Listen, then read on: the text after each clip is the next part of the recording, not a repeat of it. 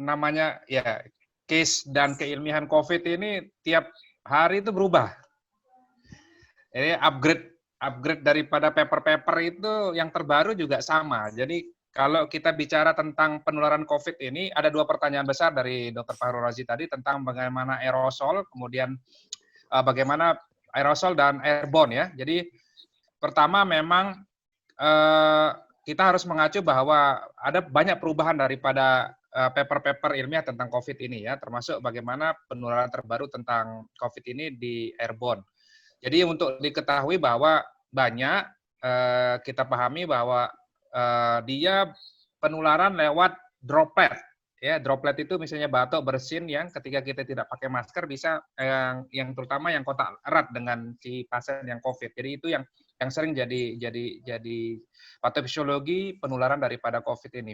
Tapi paper-paper yang publish yang sebelumnya WHO pun juga beberapa bulan setelah di COVID ditemukan itu tindakan aerosol.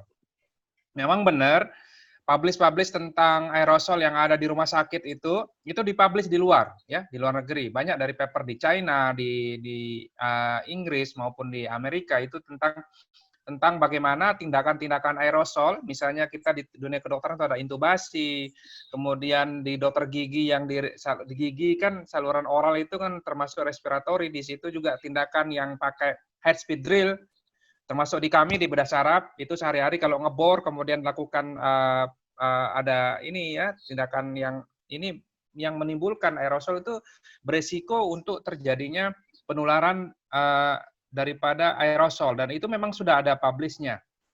Nah, apa bedanya airborne dan aerosol ya? Jadi kalau kita lihat kalau droplet itu ya ininya lebih besar ya. Jadi 5 sampai 10 mikro itu yang kontak erat yang kurang dari 1 meter. Nah, yang airborne ini yang lebih besar, yang lebih kecil daripada itu 5 mikro dan ini menular pada jarak lebih dari 1 meter. Nah, kalau kita mengacu pada rilis daripada WHO dan Persatuan Dokter Paru Indonesia yang dipublish tanggal 11 Juli kemarin, memang dari penelitian-penelitian sebelumnya di Miller 2020 dan Lee 2020 yang mengatakan di fitness, kemudian di tempat paduan suara, kemudian hampir lebih dari 200 saintis di dunia itu memberikan rekomendasi ke WHO, sehingga WHO mengeluarkan rilis bahwa tidak menutup kemungkinan COVID ini menular lewat airborne. Makanya kemarin dari PDPI itu menghimbau bahwa kita Persatuan Dokter Paru Indonesia menghimbau satu, masyarakat tetap waspada dan tidak panik. Yang kedua, menghindari keramaian baik itu tempat tertutup maupun terbuka. Jangan lupa yang ketiga menggunakan masker dan kapan saja bahkan di dalam ruangan sekalipun ya, termasuk kawan-kawan ketika di kantor itu juga tetap harus pakai masker ya. Kemudian menciptakan ruangan dengan ventilasi yang baik, jendela dibuka sesering mungkin ya.